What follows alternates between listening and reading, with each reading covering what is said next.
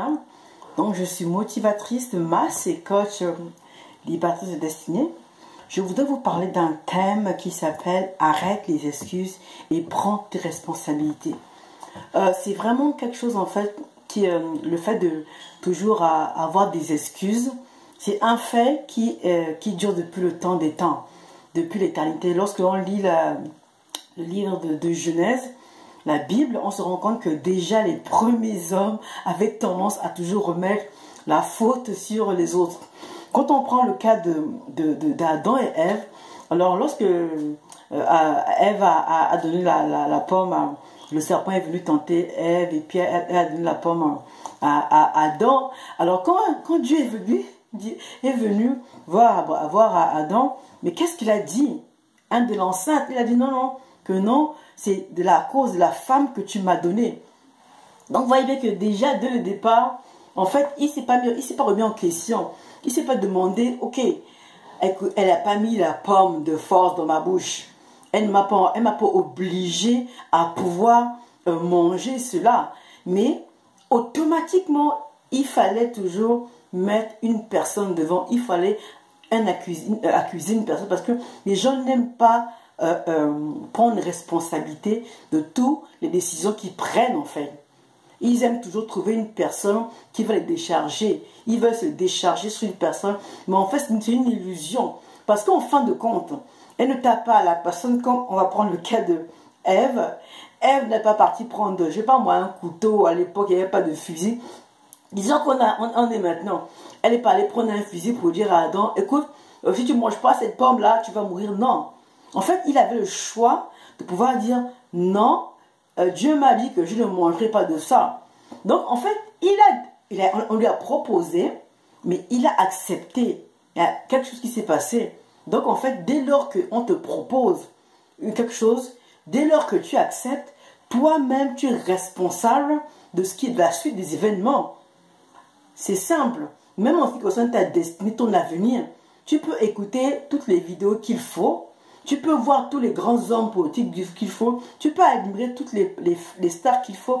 Mais si tu ne décides pas que non, c'est mon tour, c'est maintenant à mon tour de pouvoir briller, tu ne brilleras pas.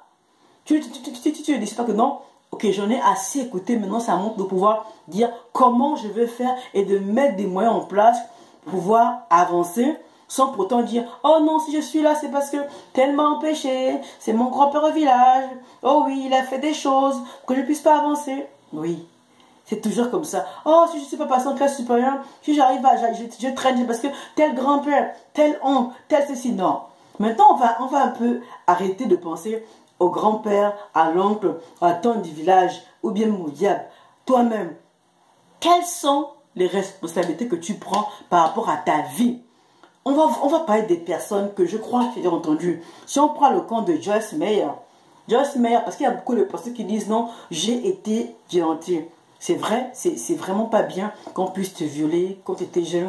Pas que tu puisses avoir été subi des abus. Ça, j'admets pas ça, j'aime pas ça. Mais on voit bien que Joyce Meyer, malgré le fait que c'est son propre père qui a abusé d'elle, elle s'est levée.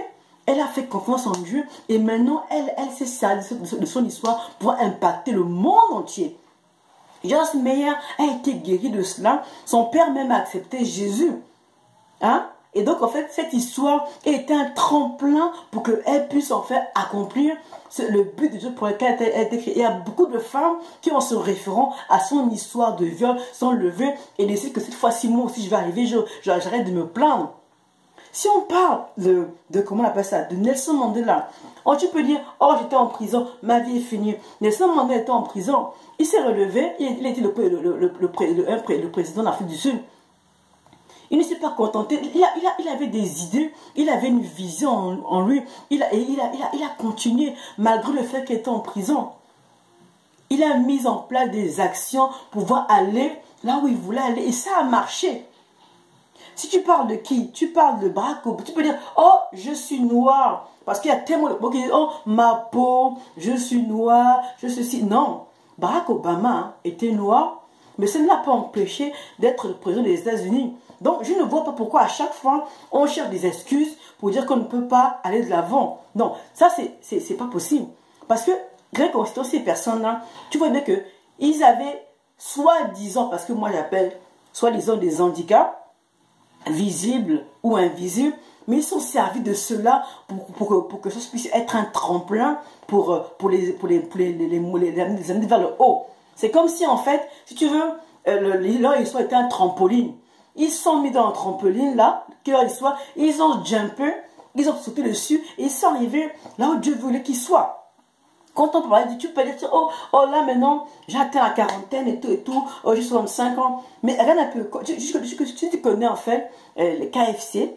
KFC en fait c'est un service de nourriture en fait où on vend du poulet, du poulet et tout. Et c'est là partout en France, au Canada et tout. Mais qui a créé ça? C'est un homme de 65 ans, le colonel Sanders. Tu peux aller voir, colonel Sanders. Il avait 65 ans. En fait, l'âge ne l'a pas empêché de pouvoir atteindre le but dans sa vie.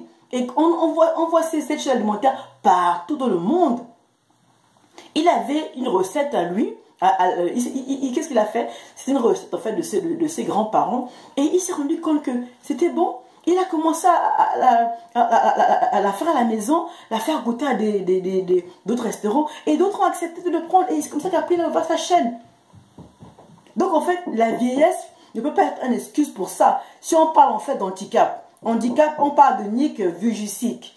Nick Vujicic, c'est un homme sans bras et sans jambes. Et qu'est-ce qui s'est passé? Malgré ça, il a été de l'avant. Donc il faut que rien ne puisse t'empêcher en fait. Nick Vujicic, il s'est appuyé sur Dieu.